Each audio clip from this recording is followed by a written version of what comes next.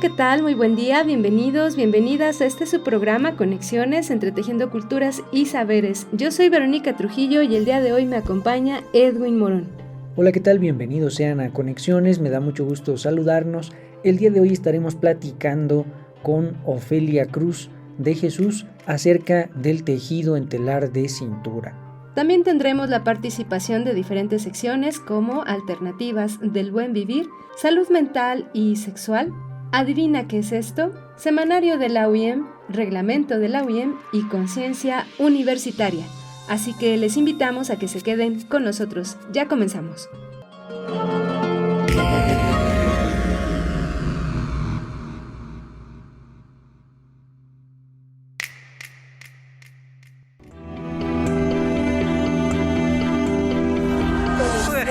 Najo Viejevi, Shimopanoltican, Chetani, Shimopanolti.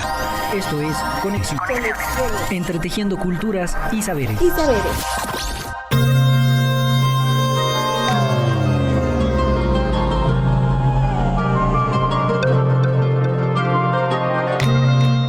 Pues como decíamos, el día de hoy estaremos platicando sobre una de las prácticas más importantes dentro de múltiples sociedades.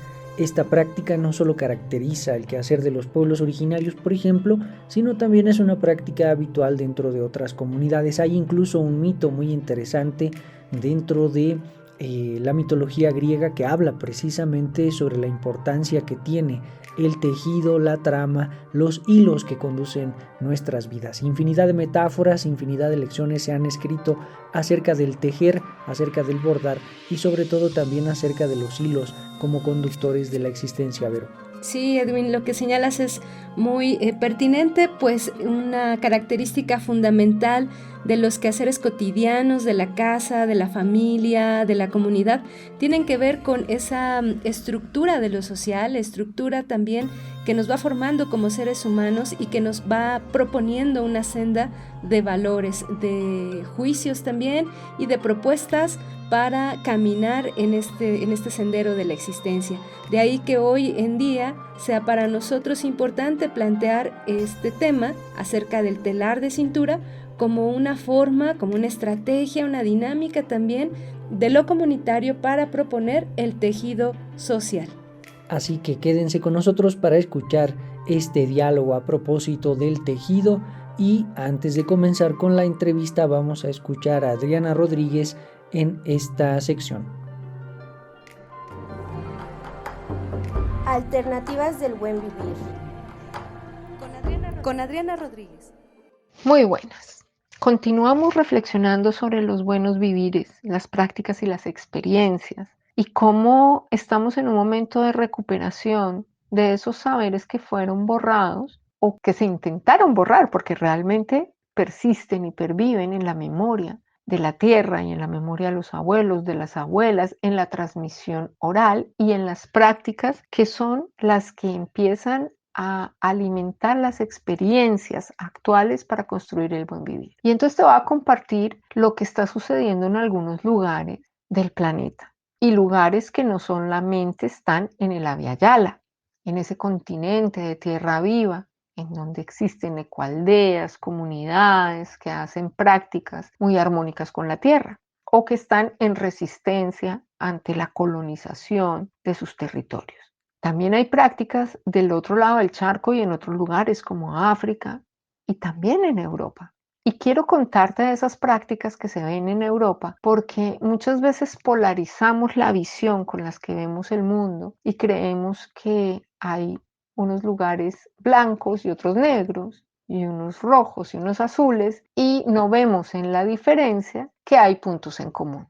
Y ese punto en común que está sucediendo en mi entorno, en este continente, es la recuperación de los saberes ancestrales, que no se perdieron, se mantuvieron en prácticas como por ejemplo elaboración de muchos productos medicinales, cremas, aceites, cosmética, jabones, champús, elaborados tradicional y artesanalmente y que ahora ese conocimiento empieza a salir no solamente como una práctica más sana para el cuidado del cuerpo, sino como alternativas económicas para comunidades que están repoblando montañas y zonas que habían sido abandonadas. Sí, porque también hay repoblamiento, gente que está sembrando la tierra en comunidad, creando aldeas o ecoaldeas que llevan décadas construyendo con bioconstrucción, valga la redundancia, utilizando la permacultura, generando sus propios productos y hábitos alimenticios, y mira por dónde a día de hoy empiezan a ser referentes que son consultados incluso por la academia, que está girando el foco para estudiarlos, para caracterizarlos y para tratar de aprender o mostrarles como casos prácticos de buenos vivires que se mantienen y que pueden resultar una alternativa en un lugar en donde está cerca o se habla muy cerca y muy pronto de crisis alimentaria, de colapso energético, de problemas con las políticas agrícolas, agrarias, de la gestión del agua, y entonces se mira a esas raíces y a esos conocimientos que empiezan a emerger y a salir como los tréboles después de la lluvia, como el arco iris después de la tormenta, cuando sale el sol y nos regala el cielo esos distintos colores que nos permiten recordar que hemos venido a vivir un momento de transición y que además tenemos en el buen vivir una puerta para el cambio que no es más que volver a la raíz. Alternativas del buen vivir. Con Adriana Rodríguez.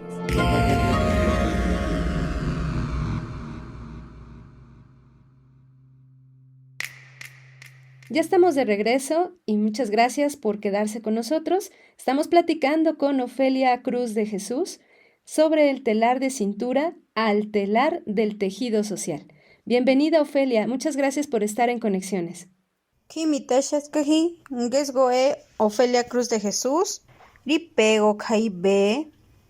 Hola a todos, mi nombre es Ofelia Cruz de Jesús y soy artesana textil, tejo en telar de cintura.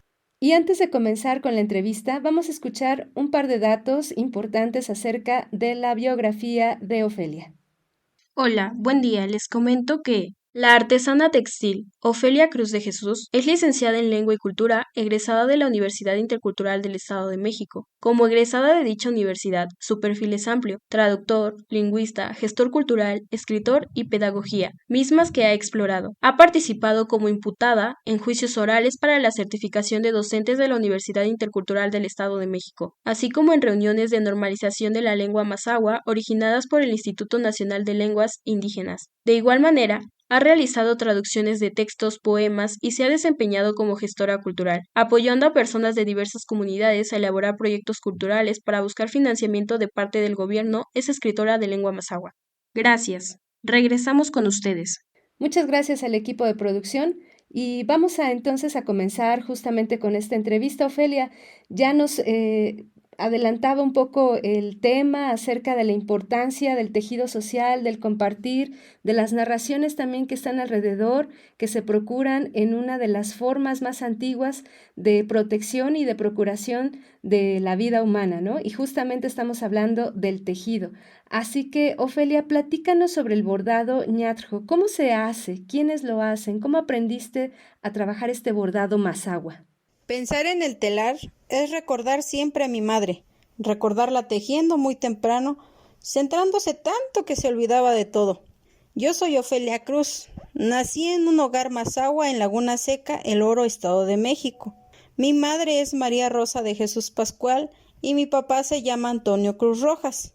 Soy la hija número 11 de 13 hijos en mi familia. Quizá eso justifique que mi madre ya no tenía paciencia para repartir, por lo que mi relación con mi mamá no era muy sólida, porque yo decidí firmemente estudiar para tener un mejor futuro, y en mi familia eso no es muy común, el seguir estudiando. Soy una mujer mazahua, proveniente de una familia mazahua donde se habla la lengua ñatro. Tengo la enorme fortuna de haber nacido en una comunidad muy rica, cuna de grandes maestros artesanos. Antes en mi comunidad había varias familias que se dedicaban a hacer distintas artesanías. Había quienes lavaban e hilaban lana, otros eran expertos pintando lana, cardando lana, otras familias tejían fajas, otras tejían quexquemets, otras tejían lías, otros tejían cobijas. Aunque cada familia se especializaba en algo, conocían muy bien todo el proceso del tratado de la lana.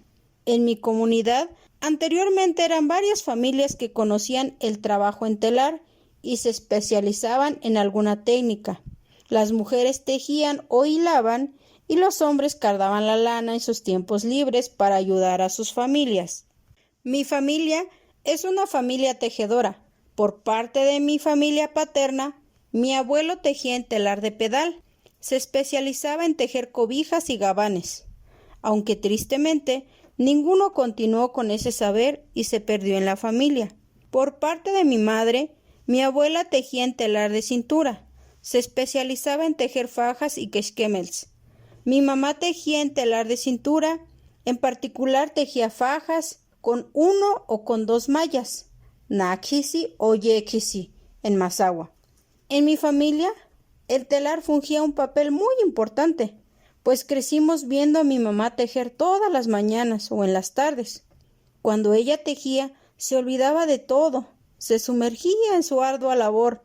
No solía platicar con nadie, porque eso hacía que se equivocara, por lo que, en mi caso, yo solía verla en silencio e imitar lo que ella hacía. Con pequeños palitos y pedazos de hilo, yo simulaba que urdía al lado de ella. En ese momento no se me ocurrió pedirle que me enseñara a tejer, pues yo era muy pequeña, y así pasaron los años. Fue durante mi paso por la Universidad Intercultural que me animé a tejer en el taller que impartía la maestra Reina Rayón Salinas. Me aventuré a aprender porque vi un potencial para hacer fajas, venderlas y así tener un ingreso extra. Ella fue más que mi maestra, fue mi mejor amiga. Al enseñarme a tejer, no solo me enseñó a tejer con hilos, me conectó con mi pasado, con mis ancestros y, por supuesto, con mi madre. Pues cuando ella vio que yo aprendí a tejer, se animó a enseñarme los secretos que oculta el telar. Me enseñó a conectarme con el telar, me explicaba las figuras, me enseñó a cardar, me enseñó a hilar y me enseñó a realizar varias técnicas del telar. A partir de que yo comencé a tejer, mi relación con mi mamá mejoró muchísimo. Soy la única hija que continúa tejiendo en mi familia. Creo que hay muchos aspectos de mi vida que no concibo sin el telar, pues como dije anteriormente, el telar me conectó con mi pasado, con mis ancestros y con mi madre. Dentro de las imágenes y los símbolos que se emplean en el bordado, Ofelia, ¿cuáles son los más recurrentes? ¿Qué colores podrías compartirnos que se emplean con mayor constancia y qué formas también se representan ahí? Dentro del telar de cintura, como comenté, hay varias técnicas. Por lo general, donde se pueden ver más el uso de las figuras es en las fajas, donde las tejedoras suelen tejer figuras que representan su realidad, representan lo que ven, lo que observan o lo que les inspiran. Ellas pueden tejer figuras de animales, figuras de plantas, figuras de personas. Por ejemplo, pueden tejer conejos, perros, venados, burros, peces, pájaros, flores, figuras de maíz, caminos, cerros, estrellas, figuras de personas. También pueden tejer figuras de utensilios de cocinas como ollas, jarrones, canastas, figuras geométricas como el rombo que simboliza las 4 direcciones. En cuanto a los colores, los mazahuas suelen utilizar colores como rojo, azul marino, negro, color vino, rosa, anaranjado, verde limón, verde bandera y blanco. Los colores van a depender un poco de la región. Por ejemplo, el quexquemel o but de Santa Rosa de Lima en el Oro es de color azul marino, con rayas en la orilla de colores rosa, anaranjado, verde limón, rojo. También tiene bordado en el cuello con flores, y también tiene barbas a la orilla de los mismos colores que antes mencioné. El quesquemel de los Mazahuas de San Miguel Tenochtitlán también es de color azul marino, solo que tiene rayas negras simulando unas franjas y tiene una pequeña línea blanca. A la orilla lleva barbas de color rosa, anaranjado, verde limón, rojo. El quesquemel de los Mazahuas de Atlacomulco es completamente rojo, con los bordados en el cuello y en la orilla similares al quesquemel de El Oro. Las figuras de las tejedoras siempre van a representar su entorno y van a depender del gusto de la tejedora, de su visión y hacia qué figura se inclina. Maya ozo oye, es decir, cuando sus manos ya cayeron o ya se memorizaron la figura. A mí, por ejemplo, me encanta tejer figuras de serpientes, de colibrís, conejos y venados. Son las figuras que yo más tejo, porque son los animales que a mí más me gustan y por eso los tejo con mucha pasión y curiosamente los termino muy rápido.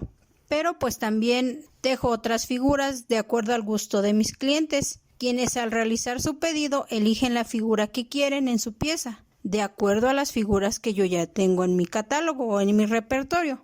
Al final, la pieza que yo tejo me representa a mí, representa a mi cultura, representa a mi comunidad, pero también representa la esencia del portador final, que es el cliente, y quien será el encargado de continuar transmitiendo parte de nuestra cultura portando mis piezas en la vida diaria. Es muy importante sensibilizar a la población de la importancia y el valor de las artesanías como las que son tejidas en telar de cintura, ya que, como mencioné anteriormente, al portarlas no solo se trata de una prenda, se porta tradición, cultura y un sinfín de conocimientos que nos conectan con nuestro pasado y con nuestros ancestros. Muchas gracias, Ofelia, y bueno, es muy claro, es muy evidente cómo el entorno que nos rodea diariamente, cómo el entorno con el que convivimos se presta de muchas maneras para llevarlo no solamente a un ámbito cognitivo, un ámbito de reflexión, de interiorización finalmente, sino también una forma de expresión cultural, artística incluso. Muchas gracias, pues vamos a ir un pequeño corte y regresamos a Conexiones. La UIM cuenta con la maestría en gestión de la innovación rural sustentable, en donde podrás adquirir habilidades para manejar recursos naturales y agrodiversidad, con el fin de desarrollar soluciones a las problemáticas de los ecosistemas en las comunidades originarias. Te invitamos a formar parte de la UIM. ¡Inscríbete!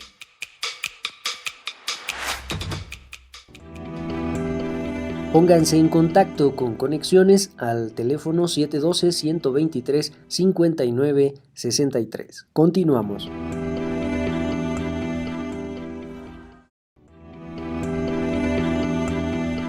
Escríbenos conexiones.ci@uiem.edu.mx.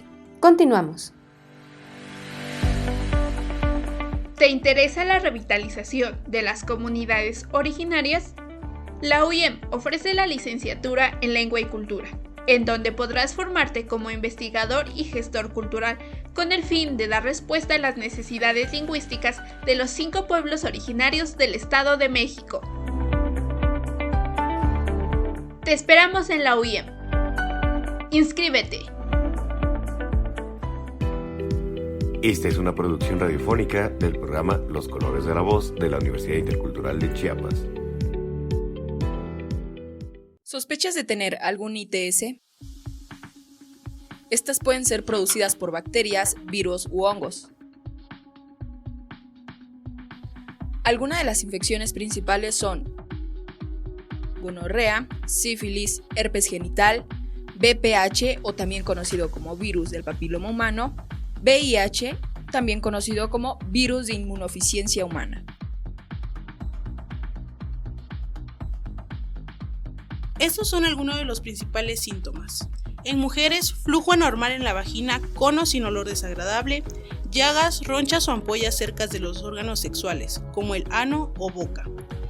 Dolor en zona de la pelvis, escozor o picor alrededor de la vagina, ardor al orinar o defecar, sangrado por la vagina sin tratarse de la menstruación o tras la relación sexual, sangrado excesivo, dolor en la vagina durante las relaciones sexuales.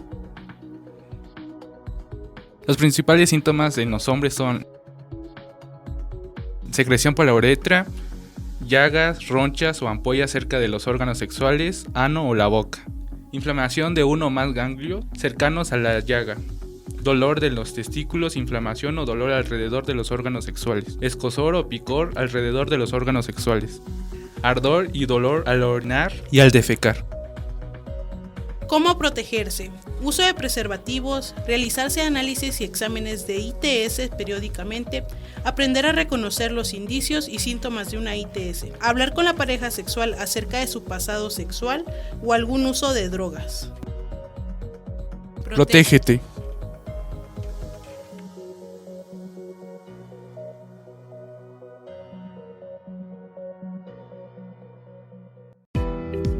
Esta es una producción radiofónica del programa Los Colores de la Voz de la Universidad Intercultural de Chiapas.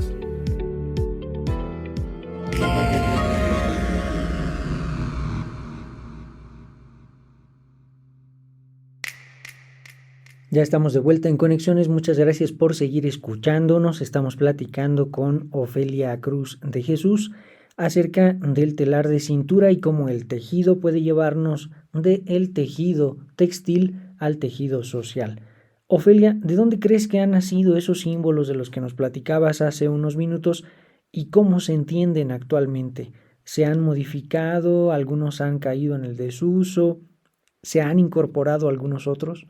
Los símbolos que se tejen han sido transmitidos de generación en generación. El telar de cintura es un ente viviente, por lo que con el paso de los años se va reinventando de acuerdo a la visión e inspiración de cada tejedora, pues ellas son quienes se encargan de transmitir estos símbolos y estas imágenes en sus tejidos. Las imágenes y símbolos se tejen y conservan en familia, y de vez en cuando estas se comparten entre familias, y es así como estas imágenes se dispersan a través de los tejidos de las distintas comunidades. Las imágenes van a depender de acuerdo al número de mallas que tenga el tejido, si es nájisi o yéjisi, es decir, si es de 1 o 2 mallas. También depende del número de pares con las que se urden las fajas. Hay figuras de 7, 9, 11, 13, 15 pares o más pares. Por ejemplo, para tejer fajas pequeñas que se ocupan en morrales, se suelen tejer con figuras de 5 o 7 pares. Las fajas suelen tejerse con figuras de 7, 9, 13 hasta 15 pares en la figura. De vez en cuando hay tejedoras que inspiradas crean nuevas imágenes en sus tejidos. Esto de acuerdo a su visión y lo que les rodea. Personalmente me apasiona crear nuevas formas que representan mi entorno. Por ejemplo, para mis piezas, yo he creado figuras como maíces, donde se puede ver el tallo, las hojas y la mazorca, representando a la milpa. Esto porque la milpa es muy importante dentro de las comunidades, ya que es de donde se obtienen los recursos para el sustento de cada familia. También he creado figuras de venados. Esto porque los venados son muy importantes en la cosmovisión de los mazahuas, ya que los mazahuas son gente de venados. De igual manera, he creado nuevas figuras de flores y enredaderas. Otras de las figuras que he creado es de serpientes.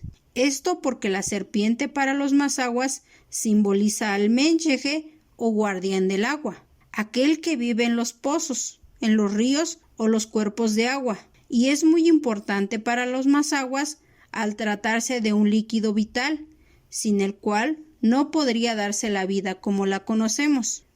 Hay figuras que se transmiten o tejen en determinadas familias, por lo que si en la familia el telar ya no se continúa, es posible que estas figuras caigan en desuso al no contar con personas que las tejan y que sean transmitidas de generación en generación. Otra de las razones por las que el telar cae en desuso es porque las mismas tejedoras en ocasiones son muy celosas de su conocimiento y no suelen compartirlo con otras tejedoras.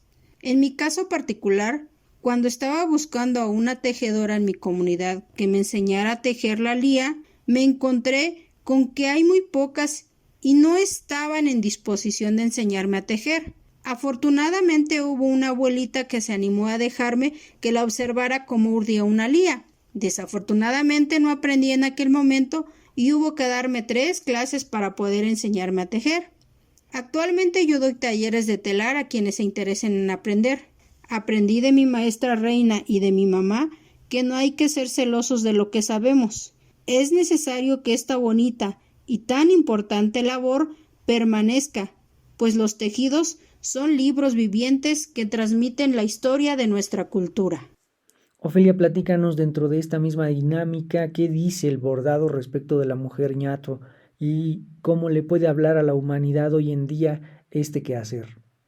El telar de cintura, al igual que la lengua mazahua, es un elemento identitario de las comunidades mazahuas que se encuentran en resistencia. Al encontrarnos en un mundo globalizado, donde el fast fashion viste a las personas, donde las personas visten imitando tendencias, se ha hecho un poco de lado las artesanías en general. En el caso de la vestimenta mazahua, se ha visto muy afectada. Actualmente las personas ya no suelen ocupar fajas para uso diario en el trabajo. Las mujeres ya no suelen vestir con rebozos o quexquemet, ya no usan la lía, ya no conocen cómo tratar la lana. Hay gente que tiene borregos y al trasquilarlos tira la lana sin saber el gran potencial que ésta tiene, aunque como dije antes, el telar es un elemento en resistencia y pese a todo, actualmente sigue siendo símbolo de identidad, un símbolo que nos conecta con nuestra historia, con nuestro pasado, con nuestros ancestros, ya que al portar estas piezas no solo vestimos un pedazo de tela, sino que vestimos cultura, vestimos tradición, y nuestros ancestros nos cobijan. Es difícil romper ese vínculo que ha permanecido a través de los años. Es verdaderamente sorprendente ver e iniciar con tan solo hilos o con lana recién trasquilada y al final ver un rebozo, un gabán, una faja o una lía. Es un sentimiento que te llena el alma. Es como ver a tus hijos graduarse y ser grandes, ser gente de bien. Así se siente tejer en telar. Es importante ser conscientes todos de que al adquirir una pieza tejida en telar, no solo compras una prenda bonita, adquieres una parte de la vida de la artesana que tejió tu pieza, que pasó desvelos, que se emocionó en el proceso, y que cada que tejía lo hacía pensando en ti, que se imaginaba tu rostro de asombro al ver tu pieza, y ver el orgullo con que tú portas su trabajo. Y claro, también enojos cuando se reventaba algún hilo, cuando se rompió algún palo, cuando se equivocó y tuvo que regresarse. Fueron horas y horas que pasó tejiendo tu pieza. El telar de cintura dignifica y empodera a la mujer mazahua, al dotarla de un cúmulo de conocimientos ancestrales, fortalece su identidad, fortalece sus raíces y también fortalece su economía, pues del telar de cintura también se puede vivir, porque a pesar de que el fast fashion está presente ahora más que nunca, nuestras artesanías también se reinventan y dan paso a nuevas creaciones y nuevas formas.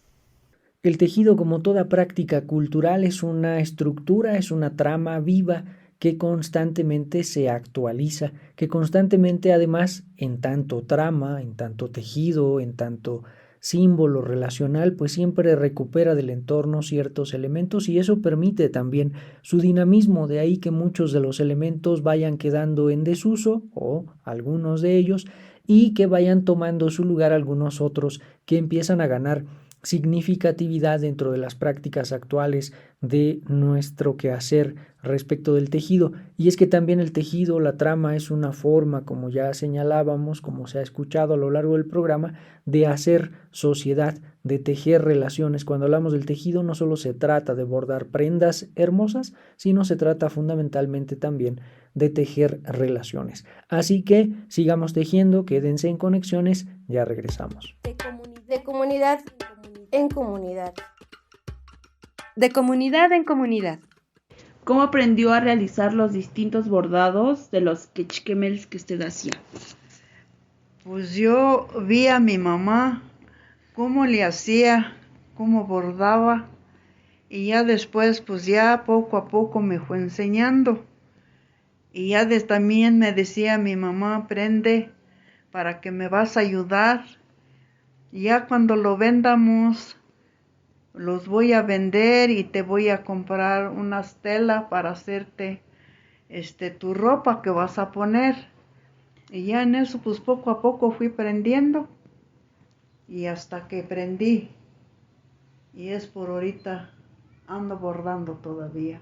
Pero ahora ya pagan otro más mejor.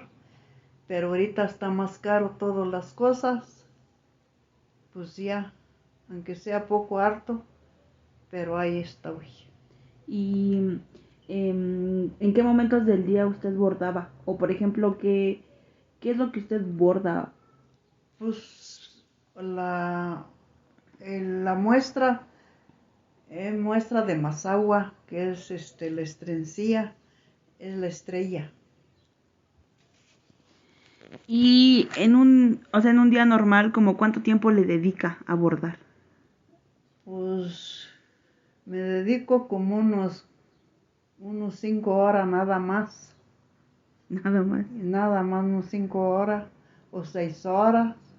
Pues según el tiempo que uno tenga, porque luego pues ya hace otra cosa uno en la casa y a los trastes y a barrer. Pues ya dejamos un rato de bordar, o ya terminando eso, pues ya puedo bordar otro ratito al día. De comunidad en comunidad. De comunidad en comunidad.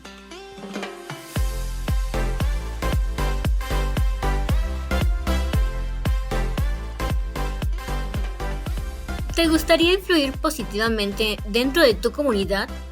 Si es que te gusta la biología y los ecosistemas, entonces en Desarrollo Sustentable vas a tener la oportunidad de integrar el conocimiento tradicional y el científico en un diálogo intercultural, interdisciplinario y con perspectiva de género.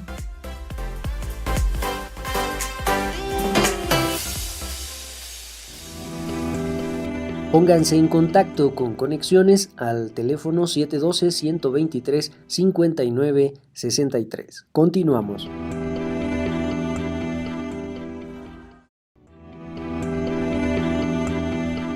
Escríbenos conexiones.ci@uyem.edu.mx. Continuamos. La UIEM cuenta con la licenciatura en Arte y Diseño, en donde aprenderás a producir piezas artísticas y de diseño. De igual manera podrás gestionar proyectos para difundir conocimientos y valores propios de las comunidades mediante la aplicación de técnicas artesanales. Forma parte de nuestra comunidad estudiantil. Inscríbete. Semanario de la Universidad Intercultural del Estado de México. El alumno de la Universidad Intercultural del Estado de México, Jaime Ambrosio Reyes, presentó la tesina titulada Identidad de mi tierra, para obtener su grado como licenciado de Comunicación Intercultural. Tomó protesta ante el sínodo presidenta maestra Mónica Rangel Villafranco, maestro Juan Manuel Turley Celorio y vocal maestra Talia Vanessa Salazar Lara, quienes aprobaron por unanimidad de votos. Con el propósito de promover la educación sexual sobre métodos anticonceptivos e higiene menstrual, estudiantes de la licenciatura en enfermería realizaron una serie de prácticas informativas dentro de las instalaciones de la UIEM. Estas sesiones estuvieron dirigidas a toda la comunidad universitaria buscando crear un ambiente de conocimiento y conciencia dentro de esta casa de estudios. La alumna de la Universidad Intercultural del Estado de México, Dulce Abigail José de Jesús, presentó el proyecto titulado Instrumento para Evolución del Síndrome de Intestino Irritable, Clínica de Salud Intercultural San Felipe del Progreso, para obtener su grado de licenciada en enfermería. Tomó protesta ante el sínodo presidenta doctora Tania de la Claridad García Castellanos, secretaria, maestra Deira López Evangelista y vocal, maestro Diego Armando Moreno Sánchez, quienes aprobaron por unanimidad. Semanario de la Universidad Intercultural del Estado de México.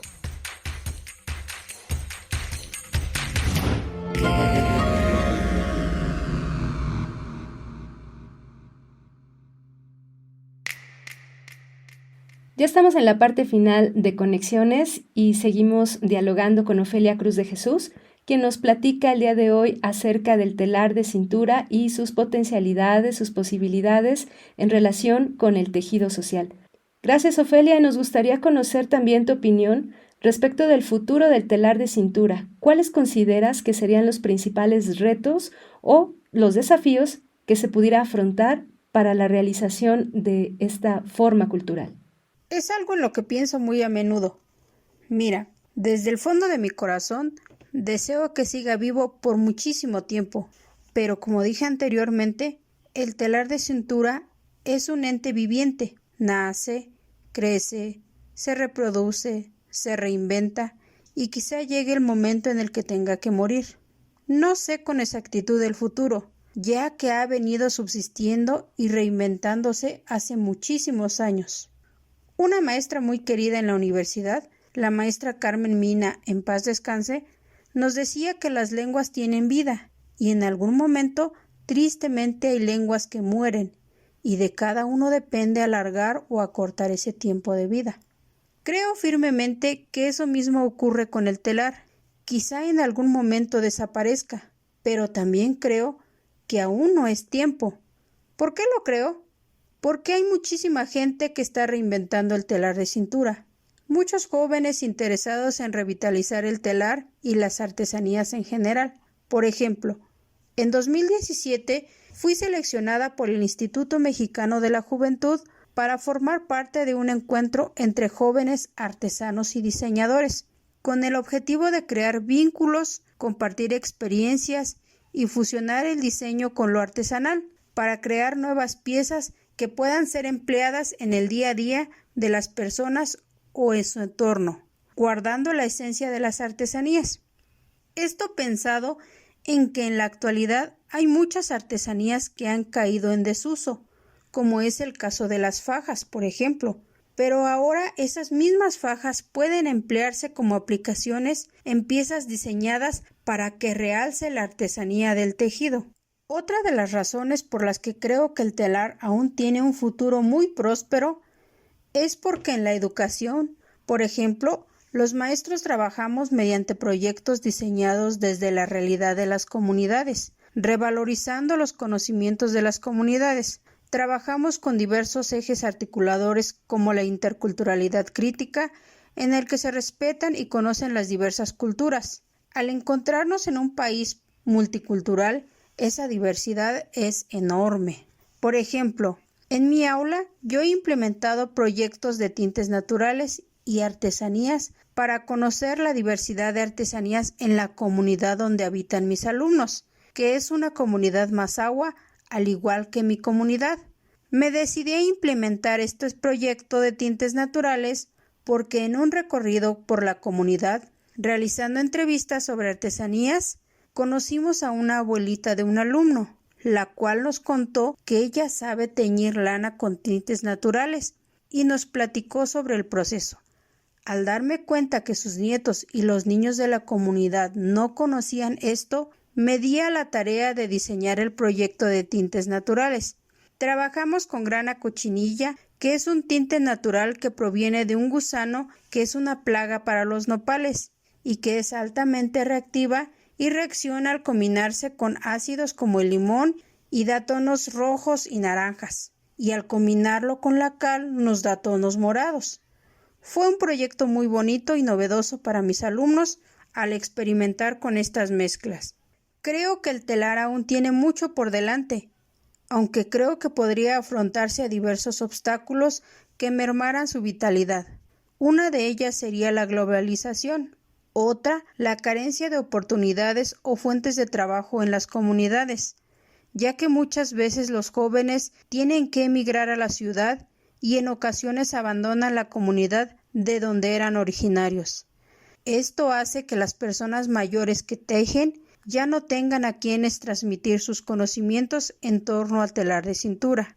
Otra serían los medios de comunicación o redes sociales, donde los jóvenes tienden a seguir modas, aunque estas mismas redes sociales también pueden ser beneficiosas para dar a conocer las artesanías a un público mayor. Por ejemplo, en mi caso, yo cuento con mi página en Facebook llamada Teonochestli, Tejidos en Telar de Cintura. Ahí doy a conocer mis productos y el proceso que conlleva realizar mis piezas, a manera de sensibilizar a los compradores de la gran labor que requiere tejer una prenda en telar de cintura y que sepan apreciar el trabajo que se realiza. Y es mediante esta red social que yo recibo la mayor cantidad de mis pedidos. Gracias, Ofelia. Y justo hace un momento reflexionábamos acerca del quehacer de diferentes aspectos que conforman una cultura y decíamos que como tal es un ente vivo, la cultura es un ente vivo y por supuesto sus producciones, sus prácticas, los elementos que la conforman también están vivos. Por eso es que se van de alguna manera recomponiendo, reactualizando, resignificando. Y de ahí que hoy podemos entender estos retos o estos desafíos no como imposibilidades, sino más bien como una característica propia de la cultura que tiene para la existencia misma de ella y de los sujetos que la habitan. Pues sin duda, Ofelia, ha sido muy enriquecedor el diálogo contigo este día a partir de lo que nos relatas, por supuesto tu experiencia en torno a la realización de los telares de cintura y bueno, pues nos agradaría tenerte de vuelta en otro momento aquí en Conexiones. Muchas gracias, Ofelia, y esperamos vernos pronto. Vamos a escuchar la siguiente sección y regresamos a la parte final de Conexiones. Entre cielo, agua y tierra. Resignificación de los paisajes bioculturales. Reconocimiento y codiseño para su conservación por los pueblos originarios. Colectivo de investigación e incidencia. Como les comentaba, después de esta etapa de codiseño, otra etapa muy importante es la de el plan de acción participativo. Es muy importante porque ya después que este colectivo de trabajo definió estas grandes estrategias en el codiseño, pues esta etapa importante de planeación de acción es quién lo va a hacer, cuándo lo va a hacer, para que entonces todo el colectivo participe, se sienta parte del trabajo que se tiene que hacer y para que se logren las metas de este proyecto. Entonces, para eso, el día 21 de mayo se llevó a cabo un taller dialógico que tenía por objetivo implementar la estrategia del codiseño a través del plan de acción participativa en el paisaje biocultural prioritario, que en este caso fue con el elemento agua, pues para atender todas las problemáticas que están relacionadas a este elemento y que se pueda lograr su resignificación. Entre cielo, agua y tierra. Semanario de la Universidad Intercultural del Estado de México.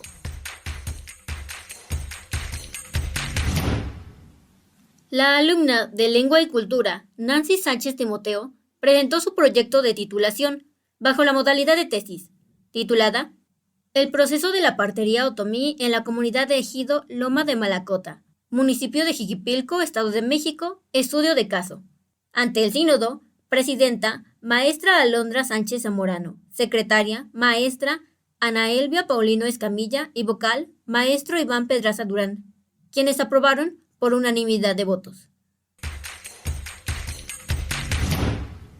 Mariana Santana García, de la licenciatura en Arte y Diseño, presentó su proyecto de titulación bajo la modalidad de tesina, titulada colección de joyería de autor contemporánea con enfoque intercultural Nugna, resignificación del bordado en punto de cruz de la comunidad de Guadalupe Cachi, Ixtlahuaca, Estado de México, aplicado a la joyería. Ante el sínodo, presidente, licenciado Omar Sinúe García Tapia, secretaria, maestra Edith Montoya Pérez, y vocal, Dr. Roy Suárez Patiño, quienes aprobaron por unanimidad de votos.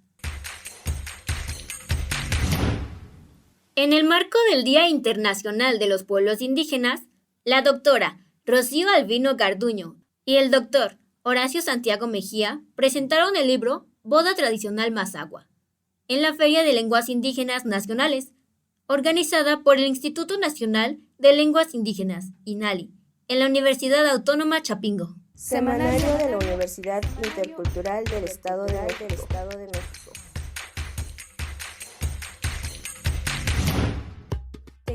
De comunidad en comunidad. De comunidad en comunidad. Pues los objetos cerámicos han jugado un papel fundamental tanto en la vida cotidiana como en las celebraciones comunitarias a lo largo de lo que ha sido la historia. Y bueno, esta importancia trasciende más allá de ser algo artístico, como también puede ser algo funcional. Como por ejemplo tenemos los que son objetos cerámicos como platos, tazas, jarras y recipientes. Estos son esenciales para las actividades diarias de preparación y consumo de alimentos y bebidas.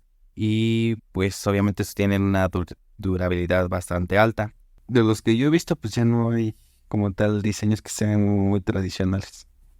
O quizá tradicionales sí, pero no tanto que tengan que contar una historia, sino que eso es lo que se hacía hace tiempo.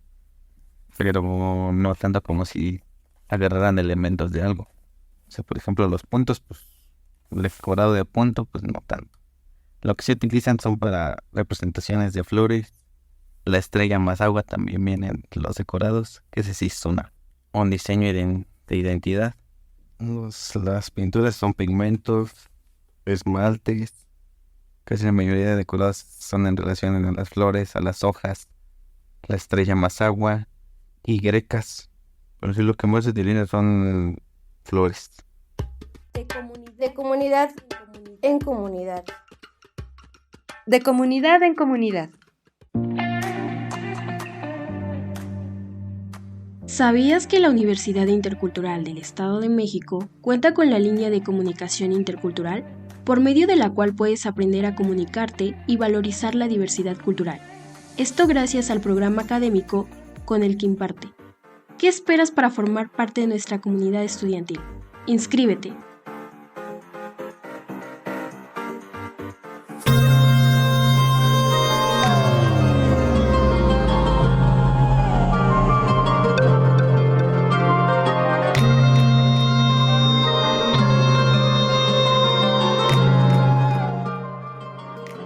Pues muchísimas gracias por habernos acompañado a lo largo de este tejido, a lo largo de este bordar significatividades, a partir precisamente de esta práctica artesanal, de esta práctica cultural, pero también fundamentalmente de esta práctica humana y de fraternidad. Pero en el tejido, por lo menos en el tejido de los pueblos originarios, como es el caso del Mazahua o del ñatro, hay historias, hay símbolos, hay elementos que, como hemos escuchado en voz de Ofelia, relatan nuestras formas de asumir el entorno, nuestra capacidad también de crear familiaridad con él y entre nosotros, y también relatan pues cómo es que concebimos el paisaje en términos figurativos que se pueden plasmar en bellos bordados.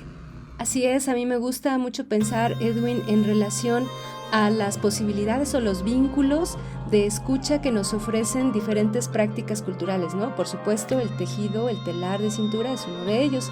Y me refiero a la escucha de los mayores, de nuestros abuelos, incluso de las bisabuelas, que pueden todavía hacer algún tipo de estas prácticas y que pueden enseñarlas a sus bisnietos o bisnietas, o incluso pues la misma forma en que las generaciones jóvenes se apropian de estas prácticas y asimismo con compañeros de su misma edad, compañeras de su misma edad, pueden compartir el conocimiento. Me parece que ahí está pues explícita una de las maneras más importantes de reconocimiento y de vida de la propia cultura.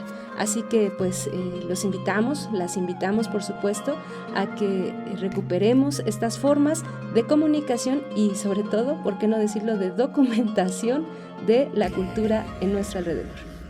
Hay múltiples formas de señalar gráficamente el patrimonio cultural, la herencia cultural de un pueblo, y los trazos del telar de cintura son precisamente uno de ellos. Pues agradecemos al equipo de producción de Conexiones por este programa: Daniel Vallejo, Daniela Canuto, Verónica Trujillo, Edwin Morón.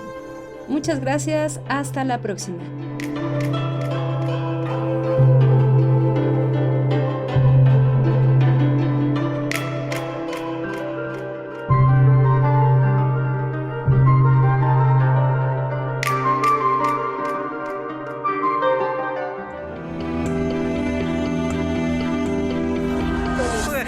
Najo Viejevi, Shimopanoltican, Chetani, Shimopanolti.